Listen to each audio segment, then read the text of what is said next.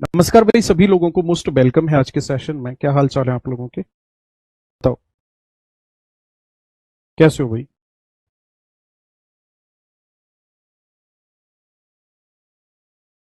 आ जाओ कमेंट में एक बार सारे लोग।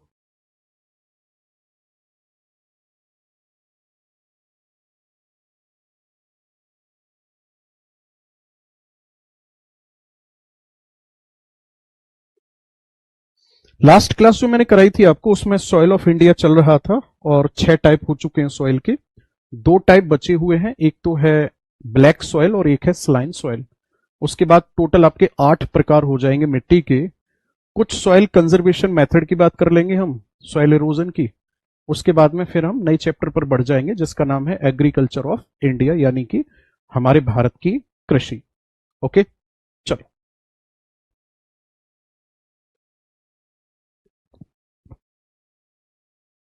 देखो ध्यान से। हेडिंग डालो अब आप, ब्लैक सॉइल।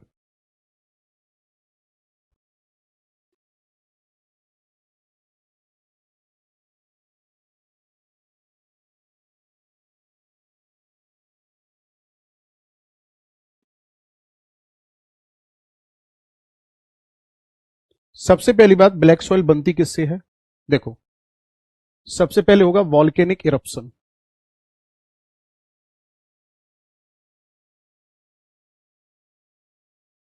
वॉल्केनिक इरप्शन से बनती है बेसाल्ट रॉक।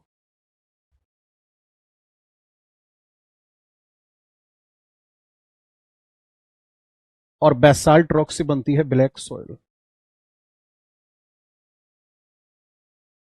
ठीक है, हिंदी में भी लिखता हूं मैं। सबसे पहले क्या होगा? ज्वालामुखी क्रिया होगी।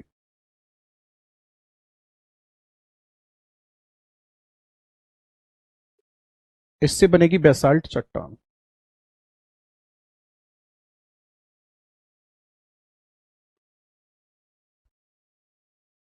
और इससे बनेगी फिर काली मिट्टी। क्लियर है जी? अगला पॉइंट बहुत ध्यान से सुनना समझना। होता क्या है सर, जो ये काली मिट्टी में चट्टाने होती है ना, उनमें पाया जाता है magnetite tetani ferrous.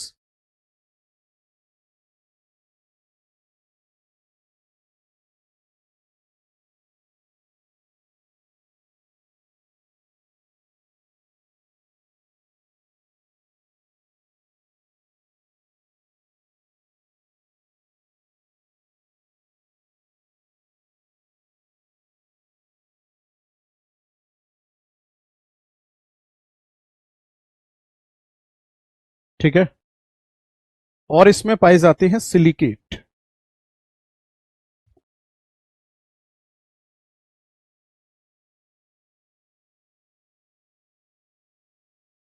Magnetite tetani ferrous और सिलिकेट। इन दोनों के पाए जाने की वजह से क्या होता है, यहां पे ध्यान से सुनना। इन दोनों के पाए जाने की वजह से ब्लैक कलर होता है मिट्टी का।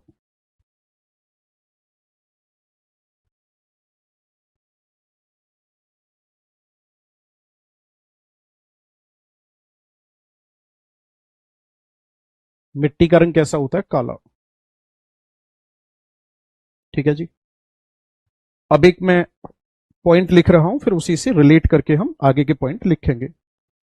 ये जो काली मिट्टी है, इस काली मिट्टी में कैपिलरी बहुत ज्यादा पाई जाती है। मैं लिखता हूं यहां पे,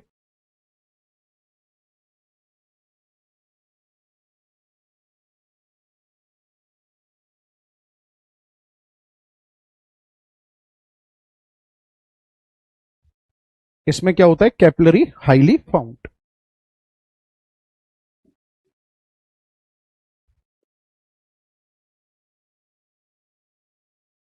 केस नली अधिक पाई जाती है।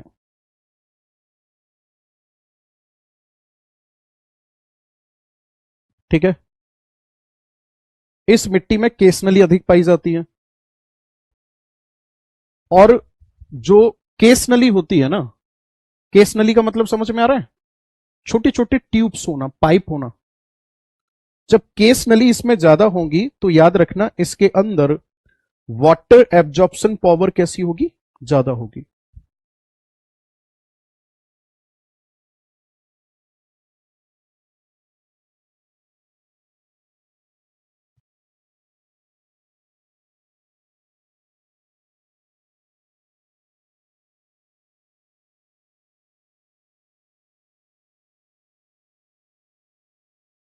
जल धारण क्षमता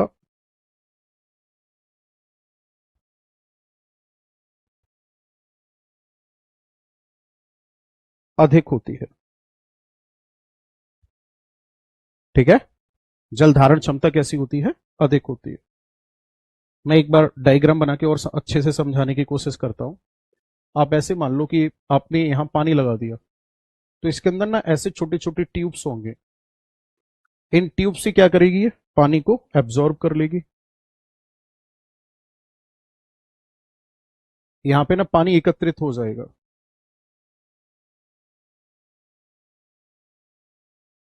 यहां पे क्या होगा? पानी एकत्रित हो जाएगा। अब जैसे ही टेम्परेचर बढ़ेगा,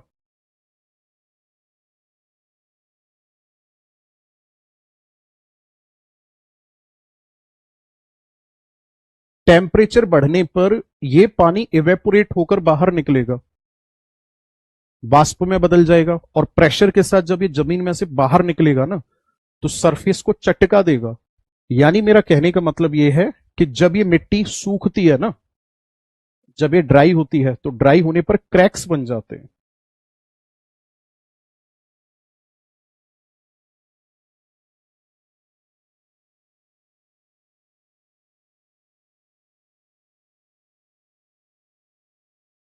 सूखने पर दरार पड़ जाती है।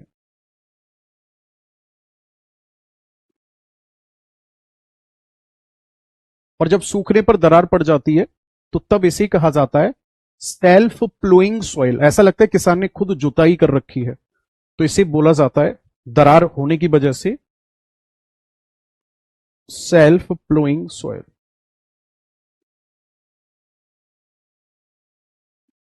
इसे कहा जाता है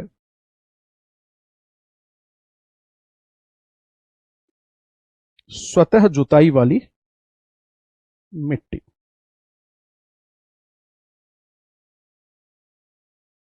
ओके।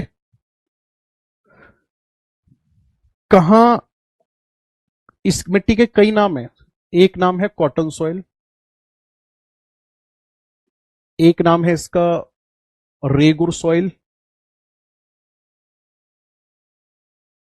और एक नाम है इसका चेरनोजम सॉइल।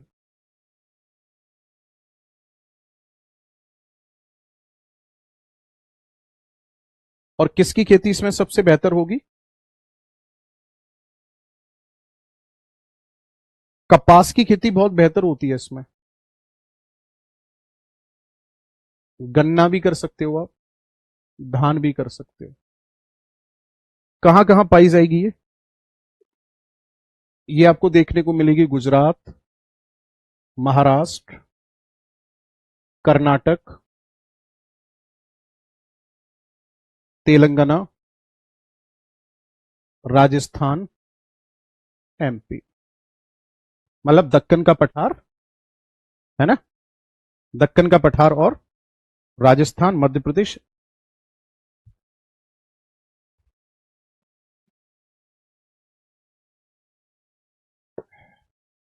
सर कल क्लास है ना? कल क्लास नहीं है, फिर छुट्टियां पड़ जाएंगी। आपकी जो नेक्स्ट क्लास होगी वो होगी मंडे को।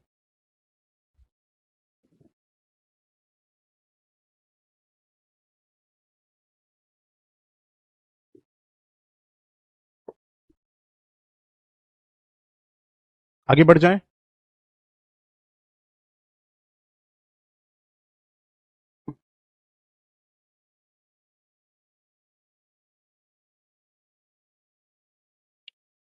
अब आप लोग नेक्स्ट हेडिंग डालोगे स्लाइम सॉइल।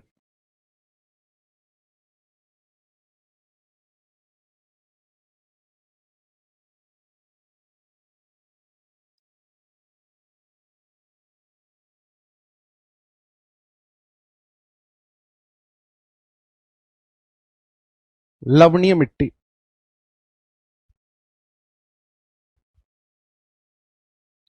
अगर मैं आपसे बात करूंगा लवणीय मिट्टी की तो ध्यान से सुनना, ये कैसे बनती है।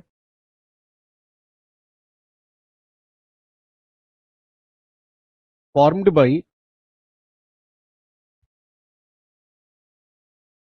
या सीधा सीधा इसमें ऐसे लिखो, sodium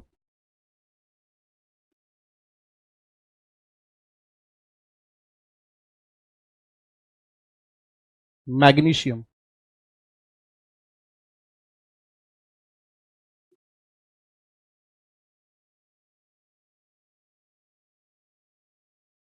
highly found in soil. इसमें क्या होता है,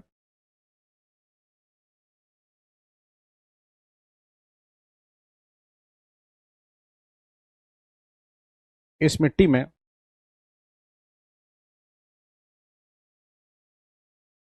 सोडियम और मैग्नीशियम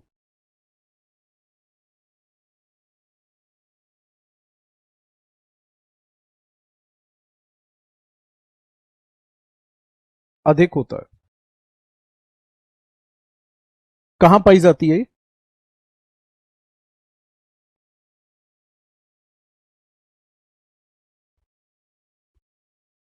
कहां पाई जाती है?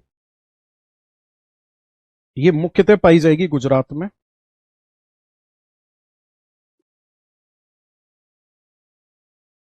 महाराष्ट्र में, थोड़ी बहुत पंजाब में भी देखने को मिलती है, यूपी में देखने को मिलती है, बिहार में देखने को मिलती है। इसमें किसकी खेती की करोगे आप?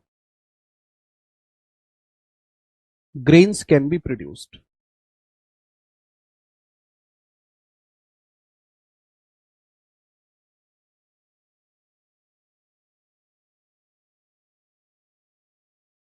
इसमें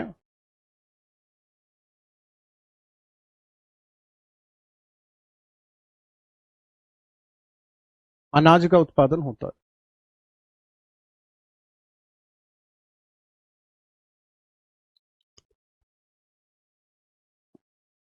नोट करो।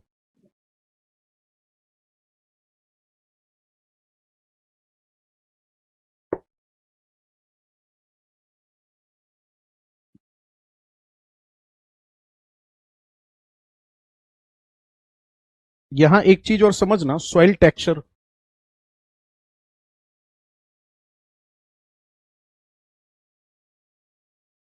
सॉइल में अगर टेक्सचर देखा जाए क्या क्या होता है उसमें, तो तीन चीजें होती है।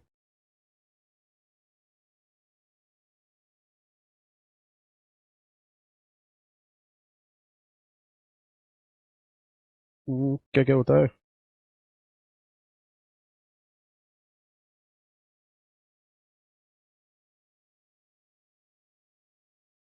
एक चीज बोल रहा हूं यार,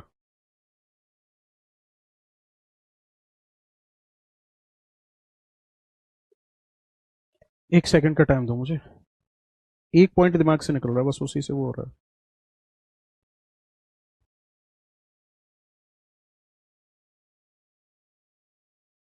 हम्म। इसमें एक तो सैंड होता है, एक सिल्ट होता है, और एक क्ले होता है। बालू, गाद और चीका।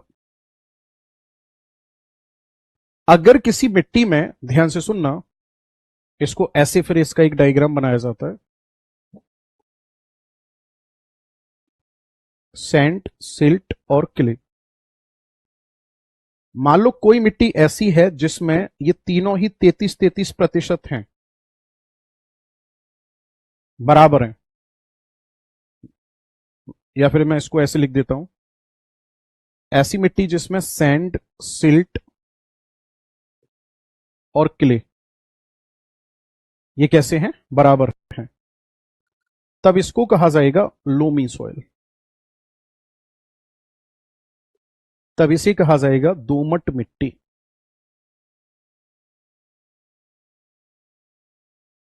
क्या कहा जाएगा इसको? दोमट मिट्टी कहा जाएगा, क्योंकि ये तीनों इसमें कैसे हैं, बराबर हैं। अगर ऐसा है कि सैंड ज्यादा है सिल्ट और क्ले से, तब ऐसी कंडीशन में इसको कहा जाएगा बलुई मिट्टी, सैंडी सॉइल कहा जाएगा। ये तो सारी खेती के लिए बहुत बेहतर होती है, दोमट मिट्टी। बलुई मिट्टी में आप खेती कर सकते हो किसकी? चना की, बाजरा की, ज्वार की। ठीक है, नोट करो।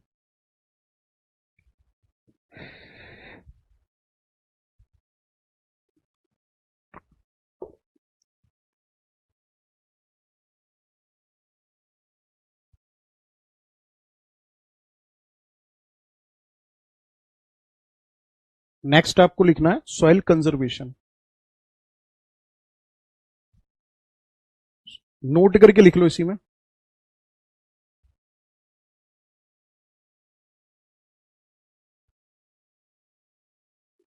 एक वर्ड होता है मल्चिंग। क्या होता है सर मल्चिंग? मल्चिंग में ना सॉइल और प्लांट को कंजर्व करने के लिए, प्रोटेक्ट करने के लिए इनको ना एक प्लास्टिक की सीट से ढक दिया जाता है। बलुई मिट्टी को सैंडी सॉइल कहा जाएगा। मल्चिंग में क्या किया जाता है?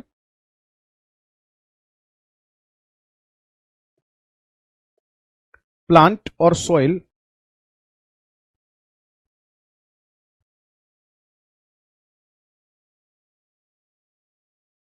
कवर्ड बाई सीट और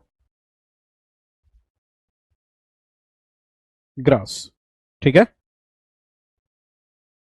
इसमें पौधे अथवा मिट्टी को क्या कर दिया जाता है?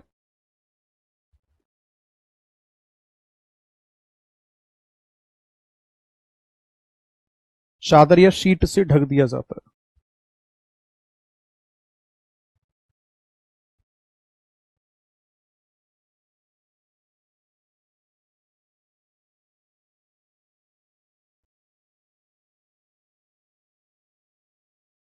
ऑस्ट्रेलिया में अल्फ्रेड साइक्लोन आया है, पता है? उसका वीडियो भी बना के डाला हुआ है मैंने, एक बार वीडियो देख लेना उसको।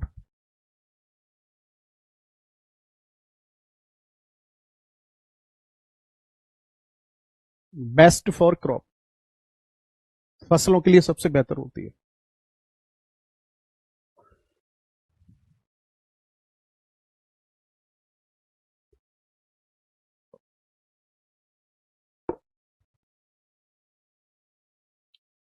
सर बहुत अच्छा था वीडियो। Okay, thank you. कोशिश करेंगे अब कुछ और नया बनाने की। आगे बढ़े, चलो जी। नया टॉपिक हेडिंग डालोगे अब आप, minerals of India.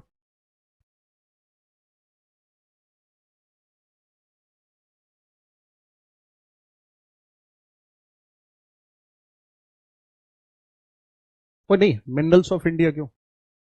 Agriculture of India.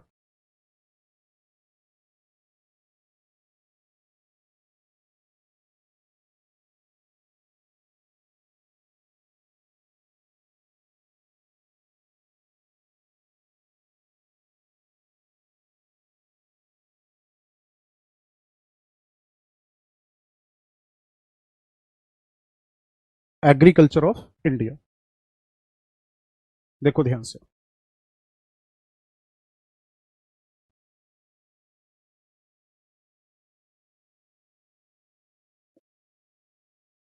क्या हमारा भारत कृषि प्रधान देश है? बिल्कुल है सर। क्यों?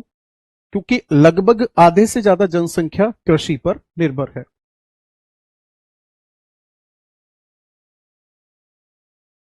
India is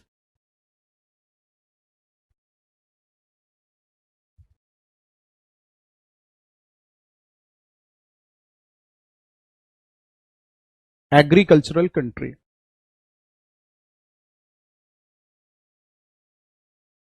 because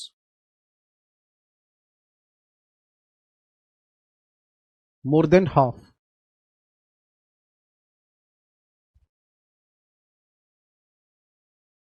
of population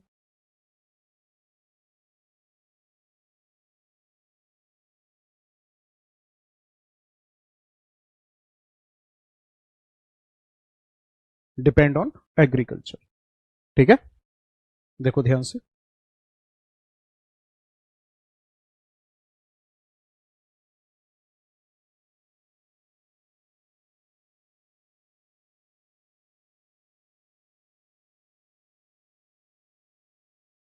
Bharat कृषि प्रधान देश है,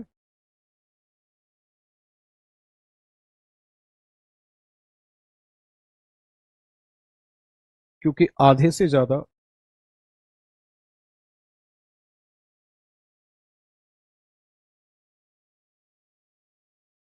जनसंख्या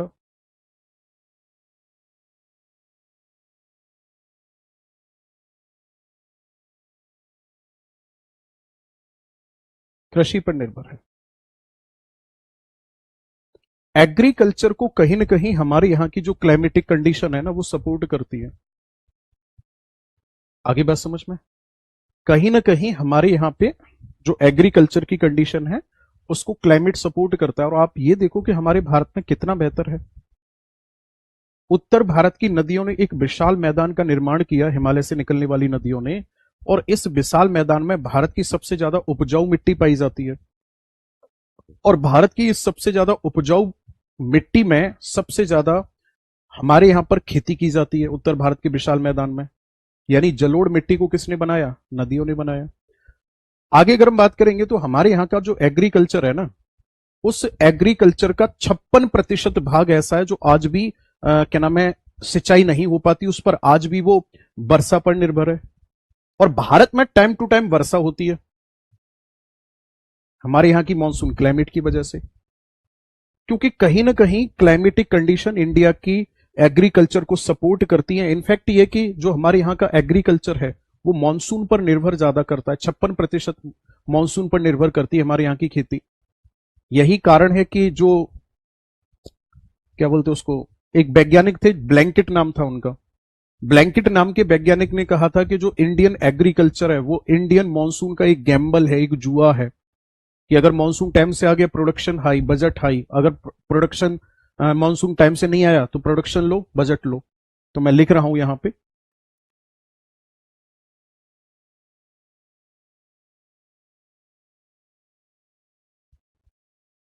एग्रीकल्चर 56% डिपेंड ऑन मानसून। इसलिए क्या कहा जाता है इसको?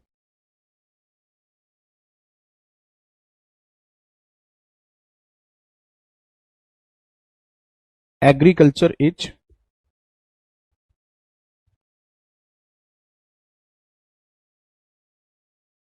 Gamble of monsoon.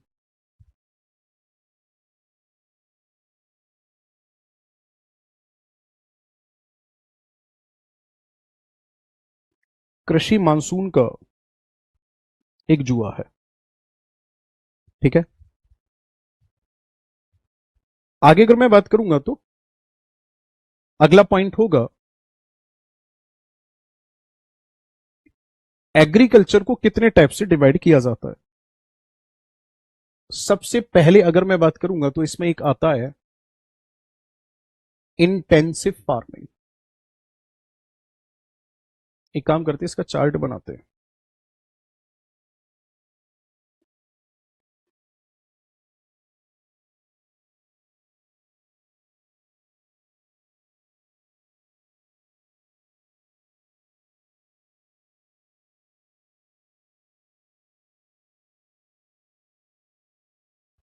ठीक है, एक होती है इंटेंसिव फार्मिंग।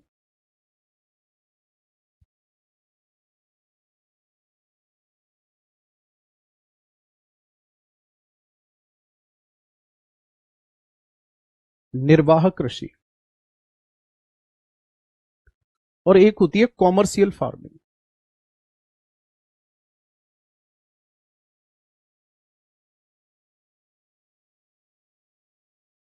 हिंदी में से कहा जाता है वाणिज्य कृषि।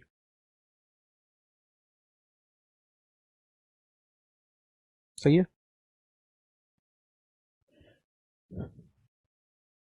इसका उद्देश्य होता है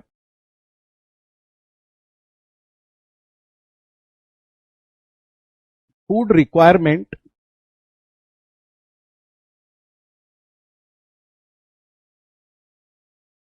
फुलफिल करना।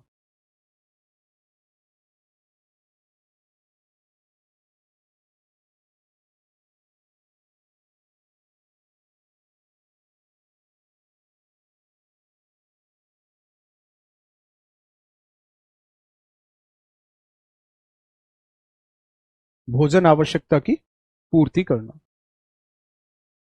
इसको फर्दर टू पार्ट में डिवाइड कर दिया जाता है। एक होती है सब्सिडेंस इंटेंसिव फार्मिंग,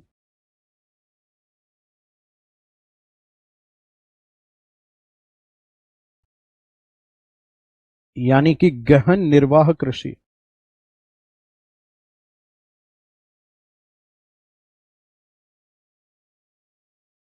ये जो कृषि है घरेलू उपकरणों से की जाती है।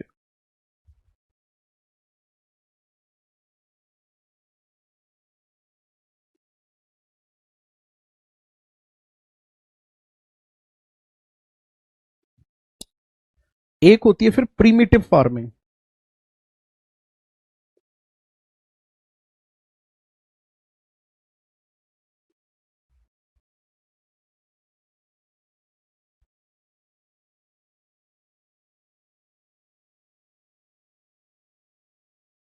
आदिवासी कृषि। आदिवासी कृषि को दो भागों में डिवाइड किया जाता है। एक होती है नोमैडिक और एक होती है शिफ्टिंग।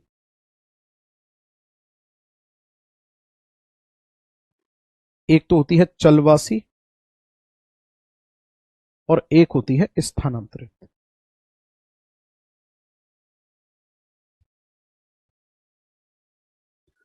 चलवासी खेती को कौन करते हैं?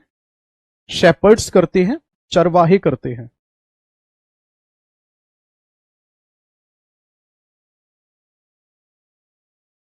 शिफ्टिंग कल्टीवेशन की अगर मैं बात करूंगा तो ये कैसे की जाती है, क्या इसको नेक्स्ट स्लाइड में हम पढ़ने वाले हैं। अच्छा, कॉमर्शियल फार्मिंग का उद्देश्य क्या होता है? गेन प्रॉफिट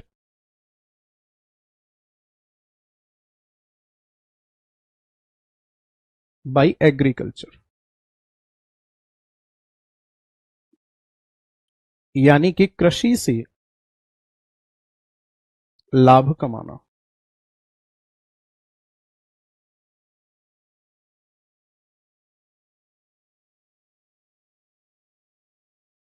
इसमें आती है जैसे कैश क्रॉप है,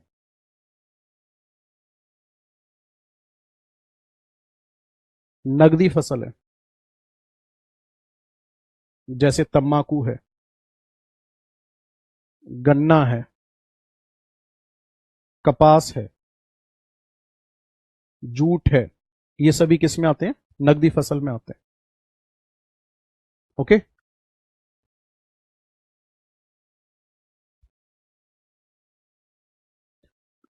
क्वेश्चन आ चुका है, जो फैमिली के लिए खेती करते हैं उसे क्या कहते हैं? गहन निर्वाह कृषि कहते हैं, बिल्कुल।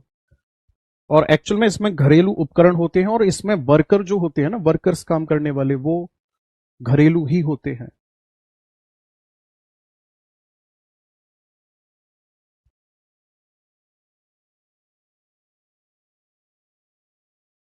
लिखा तो सब्सिडेंस इंटेंसिव फार्मिंग गहन निर्वाह कृषि होती है।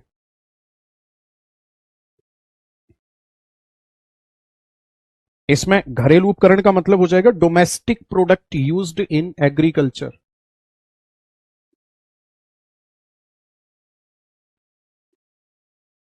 डोमेस्टिक प्रोडक्ट यूज्ड, ठीक है। इसमें नगदी फसल आती है। बाकी आप दलहन और तिलहन जानती हो। दलहन में सभी दाल आ जाती हैं और तिलहन में सभी ऑयल सीड्स आ जाते हैं जिनसे ऑयल निकाला जाता है, ठीक है। अब हम आ जाते हैं शिफ्टिंग कल्टीवेशन पे, जो मोस्ट इंपॉर्टेंट है। अगली स्लाइड में आते हैं, ठीक है। चलो।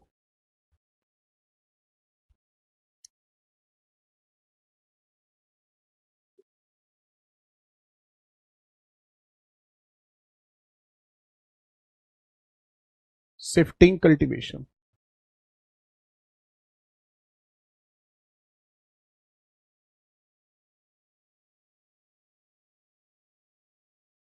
स्थानांतरित कृषि।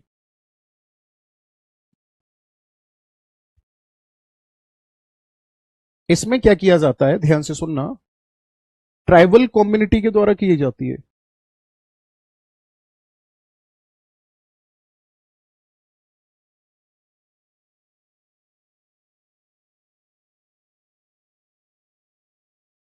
ट्राइबल्स।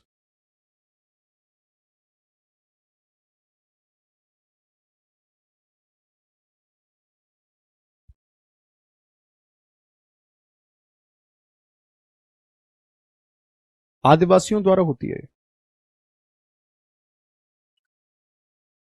और इसमें क्या किया जाता है, जो फॉरेस्ट होते हैं, फॉरेस्ट को क्या किया जाएगा, कट एंड बर्न, और इससे प्रोड्यूस होती है ऐश। ठीक है ना। इसमें क्या किया जाता है, जो वन होगा उसको काटकर जलाते हैं, और इससे जो राख बनेगी इसको क्या कर देते हैं, mix in soil.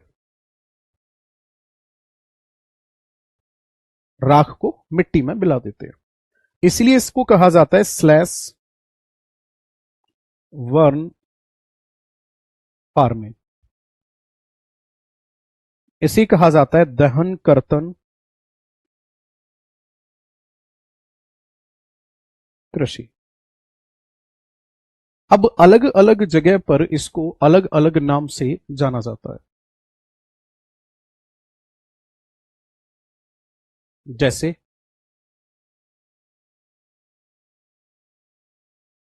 Andhra Pradesh में इसको पोडू कहा जाता है, उड़ीसा में इसको ब्रिंगा कहा जाता है, वेस्टर्न घाट पर इसको क्या कहा जाता है, वेस्टर्न घाट पर इसको कुमारी कहा जाता है। छत्तीसगढ़ की अगर मैं बात करूंगा, छत्तीसगढ़ में क्या कहा जाता है इसको, दीपा कहा जाता है।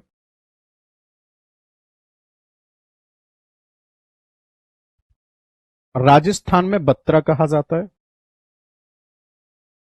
ठीक है। एमपी में इसको कहा जाता है दहिया या बेवर।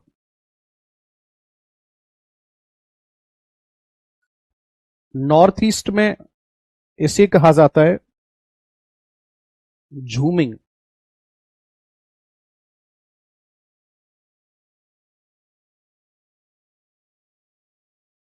नोट करो पूरा, ये नाम बहुत इंपॉर्टेंट है, एग्जाम में पूछ लेता है।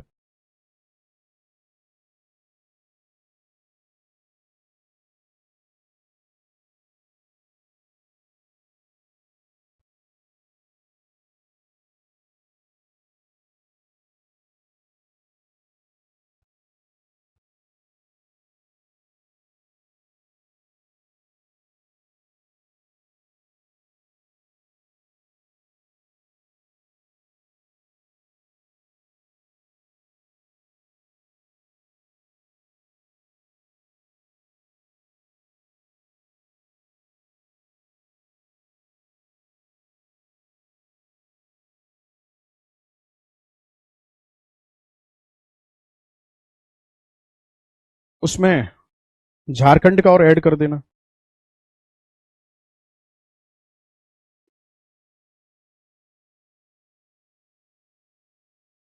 झारखंड में इसको कहा जाता है कुरुबा।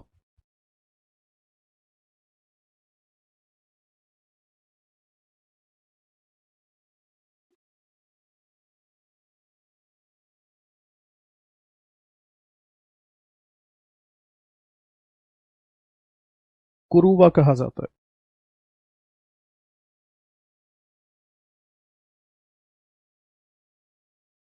ठीक है।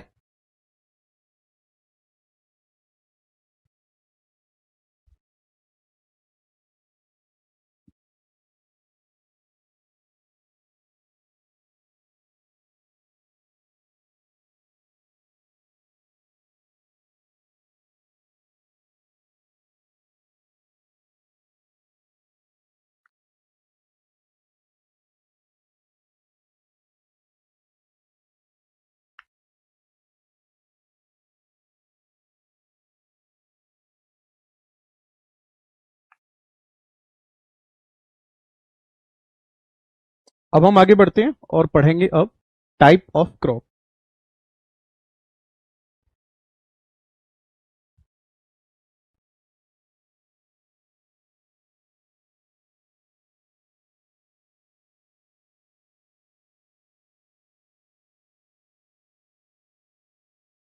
तीन प्रकार की फसलें होती हैं।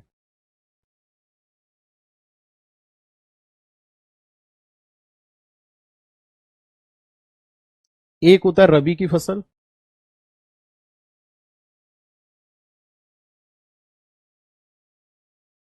एक होता है खरीफ की फसल,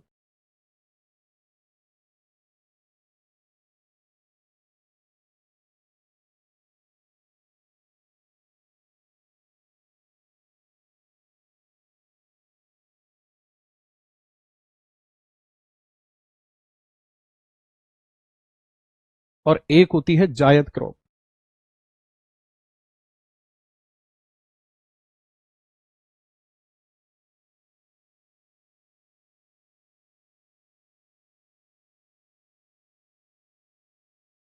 ठीक है, अब ध्यान से सुनना। रबी की फसल को कब बोया जाएगा?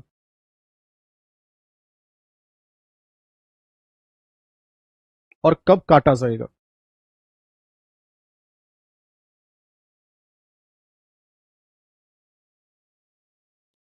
अक्टूबर नवंबर में इसको बोया जाता है,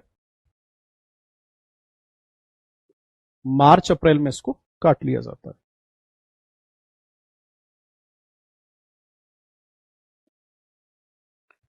अब गौर से सुनना, ये जो खेती है ना, इसके लिए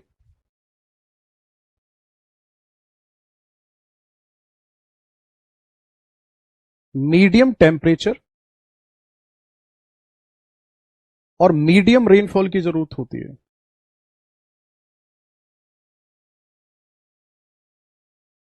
ठीक है जी। और आपको याद आ रहा होगा, वेस्टर्न डिस्टर्बेंस इसके लिए बहुत बेहतर रहता है।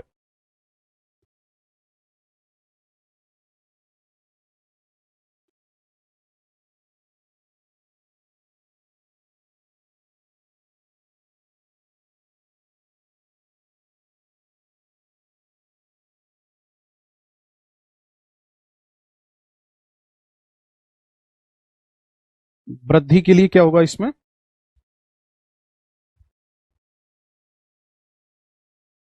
पश्चिमी विक्षोभ वर्षा सहायक होती है।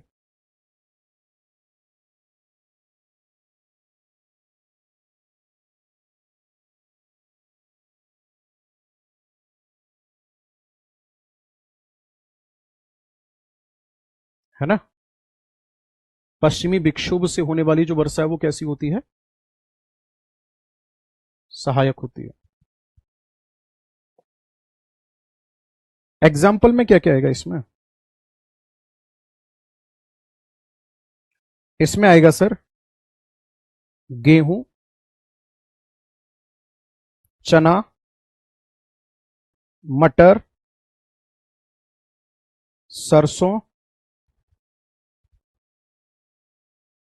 आलू और जौ। जौ का मतलब होता है बार्ली, वीट, ग्राम, पी, मस्टर्ड और पोटैटो। ठीक है,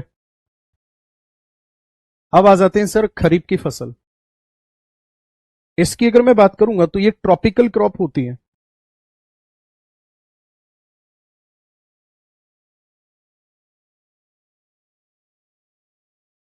ये उष्ण फसल होती है। इनके लिए टेम्परेचर और रेनफॉल दोनों जरूरी होती है।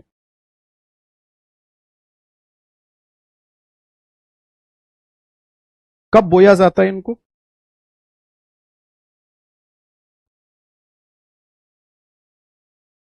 जून जुलाई में। और काटा कब जाता है इनको? मार्च अप्रैल में। एग्जाम्पल क्या होगा सर इनका?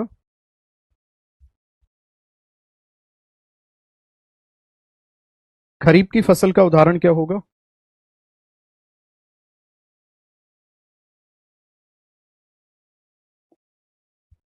राइस,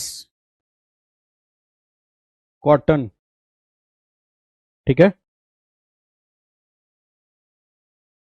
मेज, जूट,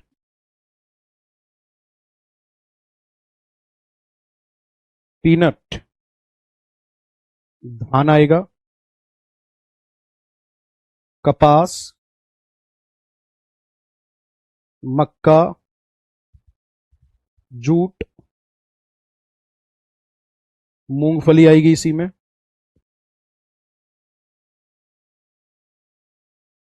ज्वार,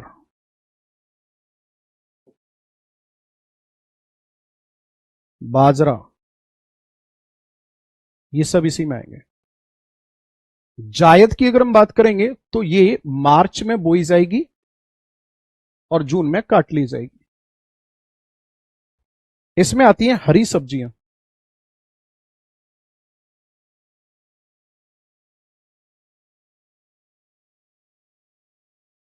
और आएगा इसमें तरबूज,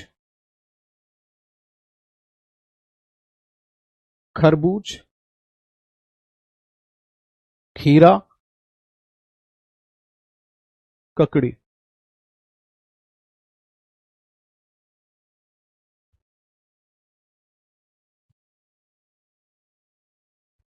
एक सेकंड, यहां इसको करेक्शन कर लेना, अक्टूबर नवंबर होगा।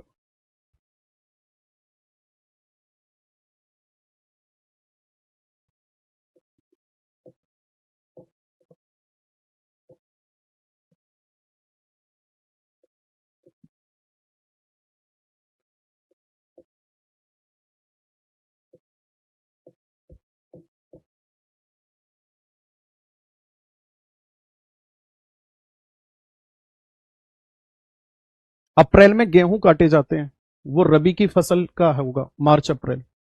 इसका होगा अक्टूबर नवंबर।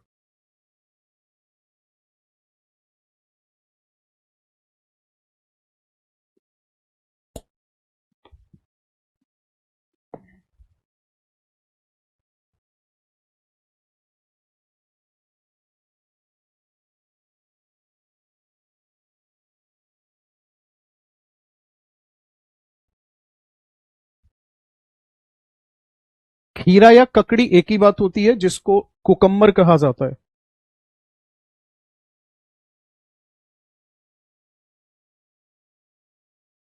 बाकी तरबूज, खरबूज, वाटरमेलन, मस्क मेलन।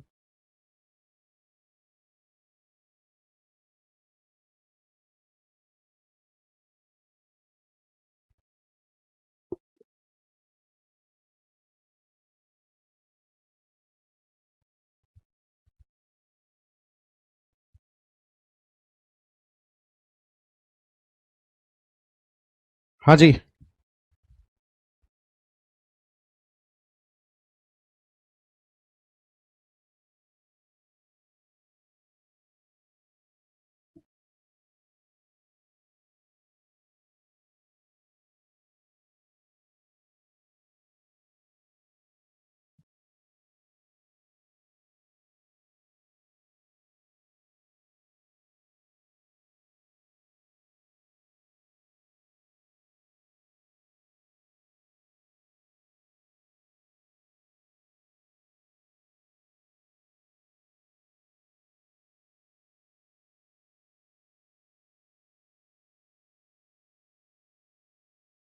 आगे बढ़े अब, इन फसलों के प्रोडक्शन पर आ जाते हैं अब।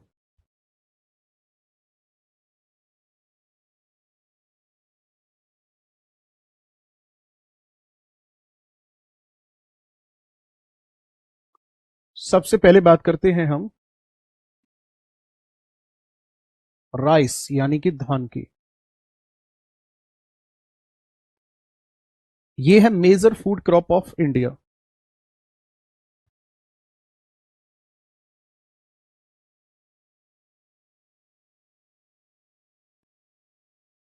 ये भारत की मुख्य खाद्य फसल है।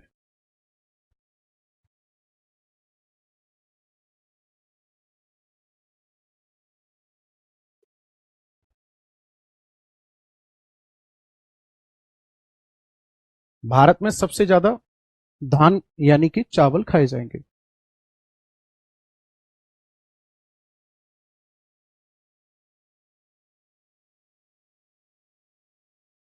नेक्स्ट,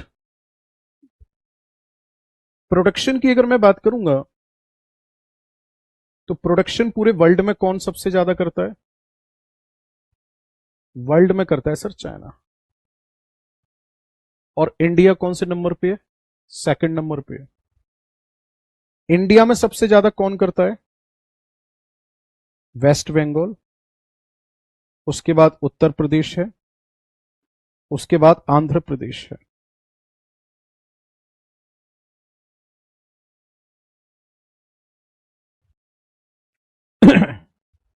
आंध्र प्रदेश में केजी बेसिन पड़ता है, रिवर के साथ पढ़ाया मैंने आपको, कृष्णा और गोदावरी का एरिया। इस केजी बेसिन को कहा जाता है राइस बाउल ऑफ इंडिया। लिखा था ये वाला पॉइंट या नहीं?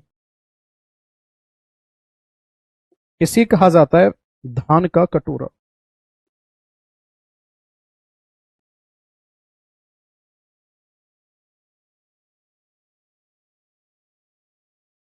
पश्चिम बंगाल की अगर मैं बात करूंगा तो पश्चिम बंगाल में बड़ी कमाल की चीज है। पश्चिम बंगाल में एक साल में 3 फसल उगाते हैं धान की।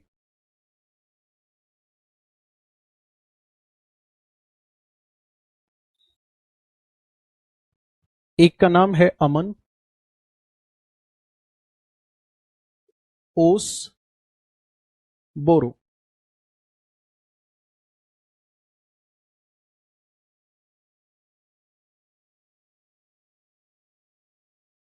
ये हैं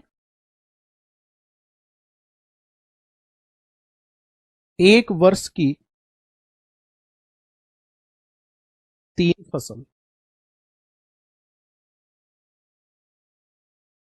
ठीक है, यानी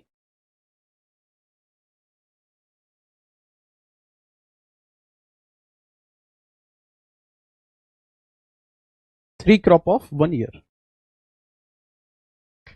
छत्तीसगढ़ को पहले धान का कटोरा कहा जाता था, अब नहीं कहा जाता।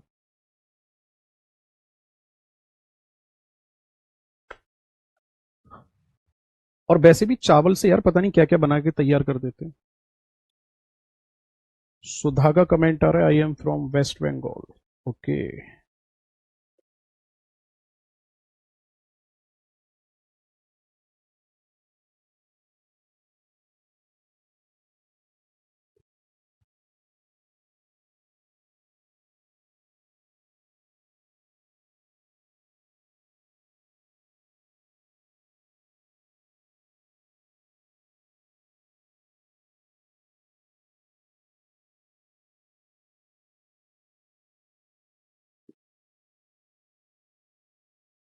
आगे बढ़े।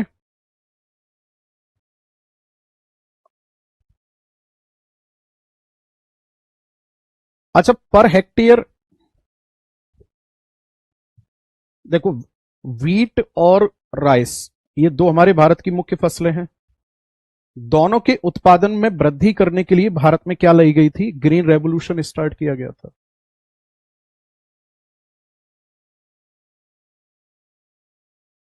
ग्रीन रेवोल्यूशन यानी कि हरित क्रांति की शुरुआत की गई थी। इसके बारे में पॉइंट सुन लो, हरित क्रांति के बारे में। ग्रीन रेवोल्यूशन की अगर मैं बात करूंगा तो ध्यान से सुनना। वैसे इसको मैक्सिको में शुरू किया गया था और यूएसए के एक व्यक्ति थे जिनका नाम था नॉर्मन अर्नेस्ट बोरलॉग। उन्होंने मैक्सिको में रह करके रिसर्च किया और उन्होंने हाई ईल्ड वैरायटी सीड्स यानी कि हिंदी में इसी को हम कह सकते हैं उच्च किस्म के बीज, उच्च किस्म के बीजों का प्रयोग करके उन्होंने एक मैक्सियन वीट को तैयार किया और बोनी प्रजाति का गेहूं था, बहुत बेहतर तरीके से उसका प्रोडक्शन हुआ। अब क्योंकि इन्होंने इतना बड़ा काम करके दिया पूरे विश्व में, तो नॉर्मन अर्नेस्ट बोरलॉग को 2009 में नोबेल पुरस्कार दिया गया। नो, एग्रीकल्चर के फील्ड में नोबेल प्राइज देने का प्रावधान नहीं है, तो इसलिए इनको शांति के क्षेत्र में नोबेल पुरस्कार दिया गया। यूपीपीसीएस 2019 में ये वाला क्वेश्चन पूछा गया कि नॉर्मन बोरलॉग को किस क्षेत्र में क्या नाम है पुरस्कार दिया गया था? आंसर होगा शांति के क्षेत्र में। इसके बाद फिर होता क्या है, हमारे भारत में 1965-66 में सूखा पड़ा, अकाल पड़ा, भारत में अनाज की कमी पड़ गई। उसी टाइम पर यूएसए से हमने अनाज मंगाया था, उधार लिया था अनाज। स्वामीनाथन थे हमारे देश के, जो कोविड के टाइम पर जिनकी डेथ हो गई, सरकार ने अब उनको भारत रत्न भी दिया है। एमएस स्वामीनाथन ने कहा कि क्यों ना एक काम किया जाए, उस मैक्सियन व्हीट को हमारे इंडिया में प्रोड्यूस किया जाए। तो मैक्सियन व्हीट को जब भारत लाया गया तो भारत लाने पर इसको कहा गया फिर भारतीय हरित क्रांति, यानी कि हरित क्रांति का जनक माना जाता है नॉर्मन अर्नेस्ट बोरलॉग को, जबकि भारतीय हरित क्रांति का जनक माना जाता है एमएस स्वामीनाथन को। एमएस स्वामीनाथन ने हमारे भारत में हरित क्रांति की शुरुआत कराई, और इस हरित क्रांति की शुरुआत जो हुई थी उसमें हरियाणा शामिल था, पंजाब शामिल था, तमिलनाडु भी शामिल था। इसमें हमारे भारत में हरित क्रांति को लागू किया गया, और हरित क्रांति को लागू करने के बाद में हमारे इंडिया में फूड प्रोडक्शन में काफी ग्रोथ देखने को मिली। लेकिन इसका नुकसान सबसे बड़ा यह हुआ कि इससे पहले हमारे भारत में ऑर्गेनिक फार्मिंग की जाती थी, लेकिन जैसे ही भारत में हरित क्रांति को लागू किया गया, बड़े स्तर पर फर्टिलाइजर और केमिकल्स का यूज किया गया, जो आज के टाइम पर एक बड़ी समस्या बना हुआ है। अब आपको लग रहा होगा कि सरकार बैन क्यों नहीं कर देती इन केमिकल्स को, जब ये पता है कितना नुकसान हो रहा है। तो प्रॉब्लम ये 140 करोड़ हो गए हम, 140 क्यों और 45 करोड़ हो गए हम। तो इतनी बड़ी जनसंख्या के लिए फूड डिमांड भी क्रिएट होगी, तो उसको फिर आप सेटिस्फेक्शन कैसे प्रोवाइड कराओगे। यानी हमारे इंडिया में डिमांड इतनी है फूड की, है ना, तो उस डिमांड को पूरा करने के लिए हमें ऑर्गेनिक प्रोसेस पे जाकर के काम नहीं चल पाएगा, हाई यील्ड वैरायटी सीड्स के माध्यम से ही हमें खेती करनी पड़ेगी। ये एक समस्या का विषय बना हुआ है। हरित क्रांति मोस्ट इंपॉर्टेंट है, यहां से वही मैंने जो अभी आपको एक्सप्लेन किए हैं, इसी प्रकार के यहां से 3 से 4 क्वेश्चंस लगभग बनते हैं, और पेपर में ज्यादातर जब आप प्रीवियस ईयर क्वेश्चंस लगाओगे तो आपको देखने को मिल जाएगा। ओके दोस्तों, आज के सेशन में फिर हम इतना ही रखते हैं, और भगवान आप सबको खुश रखे। होली की आप लोगों को मेरी तरफ से बहुत सारी बधाइयां, है ना। जीवन में आपके में इतने रंग आए कि आप खुद एकदम जीवन को कैसे जियो रंगीन तरीके से, वो गलत सेंस में चला जाएगा यार, है? भगवान आप सबको खुश रखे, है ना। और आप अपने पेरेंट्स को मेरी तरफ से नमस्कार बोलना, है ना। भगवान उनको खुश रखे, आपको भी खुश रखे। जीवन में हमेशा आप सही रास्ते पर चलो, किसी का गलत ना करो, भगवान आपको इतनी सद्बुद्धि दे। और दोस्तों आप एक काम करना, जो अभी हमने सॉइल ऑफ इंडिया वाला टॉपिक फिनिश किया है, आप सर्च करोगे यूट्यूब पे सॉइल एमसीक्यू बाय विवेक सर, आपको पूरा वीडियो मिल जाएगा, तो आपका टॉपिक और स्ट्रांग हो जाएगा। ठीक है, ये सारे टॉपिक के आपको एमसीक्यू वो जो यूट्यूब चैनल है वहां पे अवेलेबल है, तो आप टॉपिक वाइज उसको पूरा करते चलो जी।